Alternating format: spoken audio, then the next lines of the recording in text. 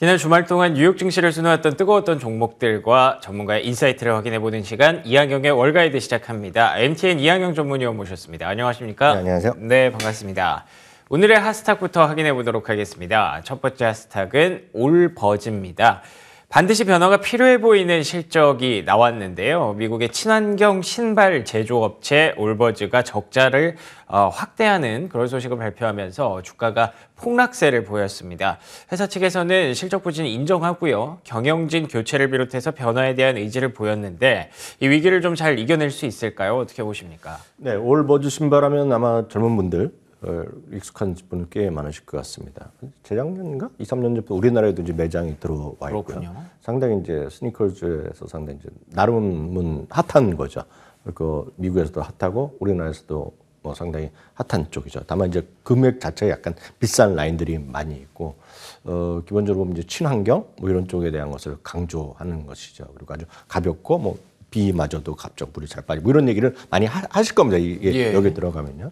여의도에도 이제 매장이 하나 크게 있고 많은 분들이 관심 있는 분은 많을 텐데요. 문제는 이제 사람들이 특히 MZ세대한테 열풍을 받았고 지금도 받고 있는 것은 분명한데요. 이제 문제는 이런 것들이 적자 회사지만 이제 꿈과 희망이 멈춰나는 그런 회사임에 분명합니다. 문제는 이제 이런 것들은 꾸준히 성장을 해야지, 매출이라도 꾸준히 늘어나야지 회사가 이제 나름 이제 기대할 수 있는 것인데요. 그렇죠. 근데 아쉽게도 이제 전년 동기 대비 지금 런칭 이후 첫 번째 매출 자체가 감소한 겁니다. 이게 늘 말씀드리지만 이익이 안 나면 매출이라도 꾸준히 늘어나고 언젠가부터 이제 매출 규모가 진짜 확대되면 이익이 이제 따라오는 그런 거죠. 처음에는 현금 흐름이 좋아지기 시작하고 이제 마지막에는 진짜 현금이 수익이 많이 나서 세금 낼 거 다 주고 나서 그러면서 이제 배당을 시작하면서 이제 안정적인 회사로 접어들어가는 겁니다. 그래서 첫 번째는 매출이 꾸준하게 또 많이 늘어나야 되는데요. 그래서 매출이 이제 어떤 이유가 됐건 간에 무슨 경쟁이 심해졌건 뭐가 됐건 간에 매출이 감소했다는 자체는 치명적일 수밖에 없습니다. 그러네요. 주당 손실이 17센트가 났습니다. 그래서 12센트보다 더 크게 났죠. 어쩌면 쇼크 수준이 났습니다. 매출도 9,860만 달러인데 훨씬 못 미쳤죠. 매출의 쇼크가 더 큰 거다라고 보셔야 되겠습니다. 그러다 보니 마진율 자체도 많이 줄어들어 총 마진입니다. 총 마진이라는 건 기본적으로 원가만 계산하는 거거든요. 아주 쉽게 얘기하면 뭐 판매가 이런 것 따라서 그냥 제조 원가 이런 거거든요. 그러니까 그게 확 떨어지니까 이거는 이 회사는 지금 쉽지 않은 것이 됐죠. 그러다 보니 당연히 주주들한테 보면 상당히 압박을 받는 거죠. 이 부분은 이제 우리나라에서는 익숙하지 않은데 이런 것들은 영화나 이렇게 미드나 이런 것, 특히 소위 창업 시점에서의 어떤 것들을 다루는 뭐 다큐멘터리나 영화 이런 게 많이 있습니다. 미국 거 보면 가장 여러분들이 아시는 거죠. 위워크란 그 사무실 공유 있지 않습니까? 유명하죠. 여러분들 좀 검색해 보시면 위워크를 주제로 한 또 영화 미드가 하나 있는데 한번 찾아보시면 될 것 같습니다. 이제 구체적으로 말해서 애플 TV에서 만든 그거 있는데 그거 보시면 이런 얘기가 자주 나옵니다. 뭐냐면 처음에 이제 창업을 하니까 그 투자자들이 소위 벤처 캐피탈리스트가 들어오는데 벤처 캐피탈리스트가 원하는 건 뭐겠습니까? 그냥 순수하게 그냥 키다리 아저씨 같이 돈을 주는 건 아니거든요. 그렇죠. 그 다음에 결국 그것을 상장하면서 돈을 버는 그런 느낌이라고 보셔야 되겠고요. 그런 것들을 아주 잘했다고 커지는 회사가 바로 요즘 문제가 되고 있는 실리콘밸리 뱅크라고 딱 이해하시면 될 것 같습니다. 하여튼 근데 그렇게 되는데 영업을 제대로 안 되고 그러면 이제 당연히 돈은 거저 나오는 돈이 없거든요. 돈을 투자한 사람들은 사업에 대해 개입을 하는 거고 너 이거 잘못했다 이렇게 말들이 많은 거죠. 그래서 위워크에서도 결국 이제 해고가 되고 이런 것들이 많이 나오거든요. 근데 이것도 마찬가지입니다. 그래서 또 경영진 문제 있다 하니까 경영진도 교체하고 이런 여러 가지가 지금 현실적으로 일어나고 있고 그래서 지금 썩 좋은 그림은 아니라고 보셔야 되겠습니다. 그러다 보니 이들은 너희들 일반 관리비가 많이 늘었다는 거죠. 물론 받아들이는 사람 입장에서 보면 물가가 올라가고 사람들 뽑으니까 더 많이 들었겠죠. 당연히요. 원자재가 올라갔겠지만 여하튼 일반 관리비가 지금 10% 이상 늘어났습니다. 그리고 야심차게 이제 준비한 거가 고성능 런닝화인데요.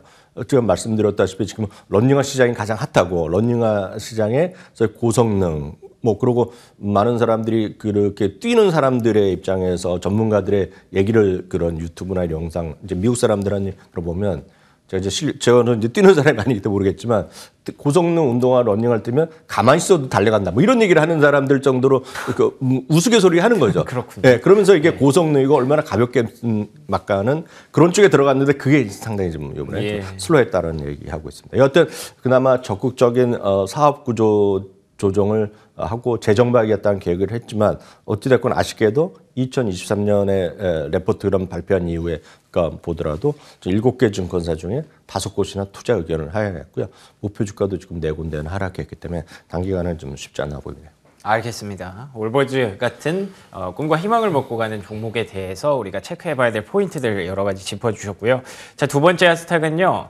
도큐사인 확인해 보도록 하겠습니다. 도큐사인이 지난달에 두 번째 감원을 발표했을 때도 저희가 한번 얘기를 나눴었는데 이번에 실적이 나쁘지 않았음에도 불구하고 주가가 또 급락을 했습니다. JP모건에서 투자 의견을 비중 축소로 하향했기 때문인데요. 앞으로 수요도 약화되고 경쟁도 심화되고 여러 가지로 어려운 국면에 도달할 것이다 라고 보면서 목표가도 큰 폭으로 내렸습니다. 올해 출발이 좀 별로 좋지 않네요. 네, 도큐사인 같은 경우도 이제 여러분들이 딱 이해하기가 쉽지 않습니다. 왜냐하면 우리가 일상생활에서 내가 돈 내고 쓰는 서비스도 아니고 내가 쓰는 마트에서 쉽게 사는 것도 아닙니다. 그래서 이런 것들이 어렵습니다. 이거는 것들은 국내 기업들이 없고 해외 기업도 어렵습니다. 왜냐하면 소비자가 돈을 내야지 우리가 익숙한 기업들인데 소비자가 잘 돈을 안 낼 겁니다. 그러네요. 여러분들이 이렇게 이해하시면 되죠. 여러분들이 은행에 가서 예전에 통장을 만들었는데 요즘은 다들 비대면이라는 게 익숙해져 그렇죠. 있죠. 그러니까 맞습니다. 비대면이 익숙해지려면 우리나라는 아주 금융 실명제가 아주 잘 돼 있기 때문에 실명을 확인하는 거가 아주 중요합니다. 그래서 그런 것들이 일반화되기 전에 10년 전만 하더라도요. 그 은행이면 은행, 증권회사에서 직접 사람이 가지 않으면 쉽지 않습니다. 이게. 그리고 상당히 여러 가지 조건들을 갖고 오라고 합니다. 연세가 많으시거나 몸이 안 좋으신 분은 직접 못 오시잖아요. 그래서 그런 것들을 하면 다양한 뭐 호적증보이나 이런 주민등록 이런 것들 다들 띄어가야 되는데요. 지금은 여러분들 그런 게 익숙하지 않죠. 지금 분들은 그냥 핸드폰으로 그냥 하고요. 핸드폰도 하고 뭐 여러 가지 방법이 있습니다. 심지어는 카카오뱅크 이런 거 해보신 분은 여러분들의 얼굴을 직접 셀카를 찍고 여러분들이 갖고 계신 아이디랑 비교하는 것들도 해갖고 그걸로 인증이 되는 정도니까요. 상당히 강화돼 있죠. 거기다가 직접 서명하는 것들도 뭔가 우리가 가지 않지만 여러분들 해보시면 그냥 엔터 누르고 하는 거죠. 물론 이게 어설프지만 그 누군가는 다 작업을 하고 있는 거거든요. 뒷단에서. 그게 바로 도큐사인이라고. 결국은 우리식으로 보면 서명이고 아니면 실명을 인증해주고 이런 것들. 진짜 이게 사람이 사인한 거를 인증해주는 것이 도큐사인입니다. 아주 쉽게 얘기해서 뭐가 있을까? 우리나라에서 요즘은 뭐 대학교 졸업증명서 그리고 무슨 성적증명서 이런 게 필요한지 모르겠지만 그런 것들을 여러분 대학을 안 가실 것 같습니다. 그쵸? 어디선가 다 해주는 데가 있지 않습니까? 그러니까 그런데 여러분 직접 돈을 안 내죠. 돈을 누가 내냐면 그런 은행이면 은행, 대학교에서 내고 있을 겁니다. 지금요. 그런 서비스인데 문제는 이게 팬데믹 때 상당히 컸다가 그다음에 이제 상당히 이제 약간씩 쉬고 있는데 이것이 왜 그러냐면 경쟁사들이 있습니다. 그러니까 대표적인 것이 어도비도 하고 있고요. 마이크로소프트도 하고 있고 그러다 보니 이제 경쟁이 심해지는 거죠. 그래서 그런 시장은 분명히 커지고 매출도 하고 이익도 늘어나지만 문제는 마진율이 계속 좀 부족한 거죠. 바로 이 부분이 이번에 이슈가 된 겁니다. 그래서 목표 주가가 3곳이나 좀 하향했고요. JP모건 아예 투자 의견 자체를 중립에서 매도까지 그냥 엄청나게 안 좋게 얘기했습니다. 그래서 목표 주가도 59달러 수준에서 한 47, 8달러로 훅 내려놨습니다. 그만큼 이것은 전체적인 새로운 고객도 문제지만 경쟁이 심화되고 있다라는 거죠. 그래서 이런 것들은 결국은 이런 팬데믹 때 많이 커진 것들 그런 것들 소프트웨어 개발 이런 것들은 진짜 가장 최상의 경우에는 미국에서는 많이 하는 것이 결국은 피인수당 그런 거 아니겠냐. 더 큰 기업들한테 피인수 이럴 가능성이 커지겠죠. 지금 알겠습니다. 당장은 여하튼 이익도 나다가 이익도 적자로 들어가서 알고 있는데 이런 것도 전체적으로 좀 쉽지 않아 보이네요. 알겠습니다. 피인수 얘기가 나오기 전까지는 주가의 움직임 조금 쉽지 않아 보이는 도큐사인이었고요. 자, 마지막으로는 캐터필러입니다. 사실 캐터필러는 최근에 연초반 굉장히 좀 강한 흐름을 유지하고 있었던 견조한 실적과 주가를 유지하고 있었던 종목인데요. UBS에서 이제는 투자 의견을 매도로 하향을 했습니다. 최근에 수주잔고 증가세가 조금씩 주춤해졌고 추가 수주가 만약에 제한된다면 이제 감소세로 전환될 날이 얼마 남지 않았다라는 전망인데요. 밸류에이션도 굉장히 높게 보고 있더라고요. 어떻게 보셨습니까? 지금 시장 전체적으로 만만하지 않다고 느끼실 것 같습니다. 예. 뭐 적자 기업들은 적자 기업들대로 어렵고 그렇죠. 거기다가 실리콘밸리 이슈도 있는 것이 예. 되겠고 또 반대로 이렇게 잘 나가는 기업들은 또 일부에서 이거 밸류에이션이 부담이 있다 맞아요. 얘기하는 거죠. 그러니까 밸류에이션의 부담이라는 건 오늘 말씀드리지만 어떤 목표 주가 대비도 있을 것이고요. 뭐 적정 주가 대비도 있어 그럽니다. 다양한 시각이 있는 겁니다. 그런데 이제 UBS는 최근에 이제 베어드 같은 경우에서도 매수해서 중립으로 내린 적이 있거든요. 그 당시에 290에서 230달러 내린 적이 있는데 UBS도 마찬가지입니다. 230에서 달러당 5달러지만 여하튼 225달러 내렸고요. 투자 의견을 중립에서 매도로 내렸습니다. 여하튼 이들은 여전히 시장에서 이렇게 보는 사람들은 주가가 워낙 많이 올랐다는 얘기죠. 그러면 주가 상승한 여력 대비 일단 리스크가 분명히 상대적으로 있었다는 거죠. 그러니까 예. 주식 투자랑은 아주 간단합니다. 왜냐하면 분명히 주식 투자가 리스크가 없다라고 생각하시는 분 없죠. 아주 초보분들이나 당연하죠. 예. 부론분 아니면 리스크가 있다고 생각하시는데 리스크 대비 수익이 클 거라고 생각해야 되는데 지금 이 둘의 그러니까 베어드랑 UBS의 생각은 리스크 대비 수익이 나올 것이 별로 없다라는 겁니다. 그럼 여기서 제가 드릴 수 있는 말씀은 리스크를 어느 정도 감내할 수 있냐는 것인데요. 지금 보시면요. 지금 금리가 좀 5% 수준까지 육박하고 있지 않습니까? 예. 우리나라에도 CD 같은 것들 예전만치 않지만 CD를 금융기관들이나 법인들이 많이 거래하거든요. 미국에서 CD가 지금 6%대가 나오고 있습니다. 6%대. 그러면 단기거든요. 대부분 CD는요. 단기간에 연 6%니까 아마 한 달이면 반이 되겠고요. 6개월짜리라면 3%. 그리고 3개월이면 뭐 반이잖아요. 또 1.5%인데 그거만큼 상당히 거의 위험이 없는 건 아니지만 무위험 수익에 대한 기대치와 이런 주식인데 그게 지금 10년물 금리 하더라도 연 5%란 말이죠. 연 5% 대비 어느 정도 수익이 날 수 있냐. 전체적으로 그렇기 때문에 금리가 올라가면 밸류에이션이 높은 기업들은 부담스러운데 지금 이런 것들은 나름 이들의 시각에는 지금은 고평가라고 얘기하고 있는 거죠. 다만 이거는 이제 이들의 시각이겠고요. 그렇죠. 저희는 이제 확인해 볼 필요가 네네. 있겠는데요. 늘 말씀드리지만 이런 것들은 우리가 컨센서스를 보셔야 되겠는데요. 물론 이것들이 주가가 많이 올라가 있는 거 보면 많이 올라갔고 이게 불과 한 달 전만 해도 사상 최고가였는데요. 매출이면 매출, 주당이면 주당이 배당은 꾸준히 올라가는 그룹 흐름입니다. 지금 전망치 자체가요. 예. 컨센서스가.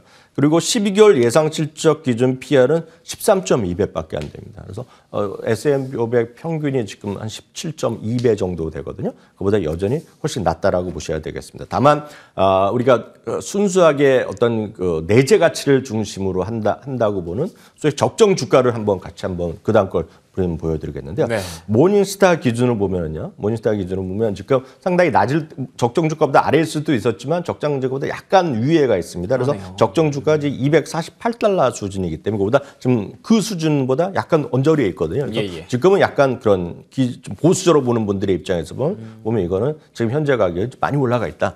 조금 쉴 수도 있다라는 생각 정도는 여러분들이 고민하실 필요가 있어 보이네요. 알겠습니다. 적정 주가와 그렇게 크게 많이 벌어져 있지는 않습니다만 그래도 또 지금 시장 상황이 좀 안 좋다 보니까 이렇게 보수적으로 보는 관점에서는 이런 결과가 UBS와 같은 결과가 나올 수도 있겠군요. 어렵습니다, 시장. 그렇다면 오늘의 인사이트는 어떤 내용일지 사실 오늘은 여기서부터가 조금 더 메인일 것 같습니다. 어떤 내용일까요? 확인해 보시죠. SVB 파이낸셜 그룹 사태 어디까지 번질까 말 그대로입니다. 사실 2008년도에 우리가 그 안 좋은 기억이 있기 때문에 네. 이 상황을 조금 더 심각하게 받아들이는 것 같은데 아직 시장이나 정부에서는 뭐 그렇게 시스템 위기 우려할 정도는 아니다라고 얘기를 하더라고요. 위원님은 어떻게 보세요? 일단은 그 아주 위험이 없다라고 얘기는 할 수는 없죠. 그렇죠. 왜냐하면 금융 시스템이란 거는 한마디로 소비자들의 신뢰거든요. 예. 소비자들의 신뢰와 소비자들의 어떤 투자 심리라고 보셔야 되겠는데요. 전반적으로 보면 분명히 악재인 건 분명하겠고요. 맞습니다. 일정 예. 수준 영향은 불가피하다라고 보셔야 되겠고요. 우리나라뿐만 아니라 전 세계에서 이런 금융 시스템이 약간의 어떤 소위 어떤 틈이 벌어지거나 그러면 사람들은 도망가려는 심리가 있거든요. 네. 그런 것들을 우리가 얘기해서 뱅크런이라고 얘기하고 그렇죠. 있는데 그런 네. 것들에 대해서 몇 가지 사실관계 확인해 드리겠습니다. 여하튼 이틀 동안에 주가는 90%가 날라갔죠. 네. 이제 파산이 됐는 거나 마찬가지입니다. 그 와중에 이제 대형주까지도 빅시스가 지난 일주일 동안 1,100억 달러, 그거 다 이틀 만에 다 없어졌다라고 예. 보셔야 되겠고요. 특히 지역은행 같은 경우 말씀드렸다시피 리저널 뱅크, 특정 지역을 중심으로 하는 것들은 지금 리먼 사태 이후 주간등이 또 최대 하락을 했습니다. 그래서 그 은행뿐만 아니라 수많은 또 대표적인 큰 은행들, 그 지역은행에서 큰 은행들도 주가가 화면에서 보시다시피 수십 프로가 떨어진 것들이 한둘이 아니 되겠고요. 지금 파산이 되는데요. 리먼 사태의 최대 규모의 은행 사태라고 보셔야 되겠습니다. 그만큼 분명히 이제 큰 영향은 있었다라고 보셔야 되겠습니다. 다만 이제 그 다음은 이제 이런 것들이 되겠죠. 궁금하신 것이 이걸로 끝날 일이냐? 그렇죠. 절대 아닐 수밖에 없죠. 왜냐하면 두 가지 측면에서 있을 것 같습니다. 두 가지요. 네. 이들이 예를 들어서 지금 업계에서 얘기하는 것은 워낙 실리콘밸리 뱅크가 해외에도 있지만 하여튼 미국의 중심, 그 특정 지역에 많이 있었던 것이 되겠고요. 그러니까 월가에서 아무도 모릅니다. 어디가 했는지 다 공개가 안 되고 있는데요. 그건 뭐 완전히 금융의 개인 정보 아닙니까? 회사 정보인데요. 실제로 여기는 지금 실리콘밸리 중심으로 소위 벤처 기업들이요. 벤처로 출발한 기업들. 이거는 상장한 데도 있고 상장을 추진하는 것도 있고 아직 시작하는 데도 있는데요.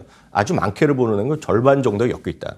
절반이요? 네, 절반 정도. 그러니까 수천 개가 있을 수 있다는 겁니다. 이제 그 고객 그런 투자를 받았거나 아니면 뭐 대출을 받았거나 하는 거죠. 근데 문제는 대출을 받고 나서 하면 주거래은행이 되는 거 아닙니까? 쉽게 얘기해서. 그렇죠. 그러니까 거기에 보면 또 예금을 했다는 거죠. 예금요. 그러니까 당연히 그래서 이제 이슈가 되는 겁니다. 그래서 아주 적은 기업은 별로 없겠지만 거기서 대출 받고 나서도 뭘 했건 간에 이들이 가만히 있는 게 아니라 은행에 예치해 둘 거 아닙니까? 돈을. 그러니까 그걸 쓰고 빠고 할 거 아닙니까? 그런 것들이 상당히 엮여 있을 수밖에 없다는 겁니다. 다만 여기서 하나 다행스러운 것은 이 은행의 특수한 사정으로 인해서 소위 개인의 고객들보다는 이게 좋을지 나쁠 수 있지만 개인의 고객보다는 이런 법인 고객이 대부분이고 그래서 실제로 보면 뱅크로는 하면 개인들이 막 도망가는 거 아닙니까? 그렇죠. 10%밖에 안 된다는 겁니다. 그 정도까지는 아닐 수 있다. 네, 상대적으로 JP모간의 60%, 70%가 아주 평생 정말 충성스러운 고객에 대비해서 그런 개인 고객이 상대적으로 적다는 거죠. 근데 역설적으로 보면 그만큼 법인들에는 영향이 클 수도 있다고 보셔야 되겠습니다.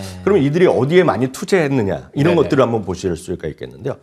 특히 이제 이들이 실리콘밸리 쪽에 있는 바이오테크 쪽에 열심히 투자했다는 겁니다. 바이오테크요? 예. 그래서 바이오테크 이제 기업 중에서 몇 개 기업들이 벌써 이름이 나오고 있습니다. 이런 쪽이 많이 엮여 있다. 이런 쪽에 많이 관련성이 높다라고 얘기하고 있고요. 특히 그 다음에는 비즈니스를 여러 가지 처음에 창업할 때도 있고 도와준 사람들 보면 여러 측면에서 보면 사업을 같이 제휴했을 거 아닙니까? 그렇죠. 썬런 같은 경우에는 이제 태양광 패널이나 이런 것들을 하고 가정용 이제 비상 대비 뭐 모터 이런 거를 하는 쪽인데요. 이런 거 하면 일반 가구에 살 때보다 파이낸스를 하기 때문에 그에 대한 지원을 또 썬런까지 또 많이 했다는 얘기를 하고 있고요.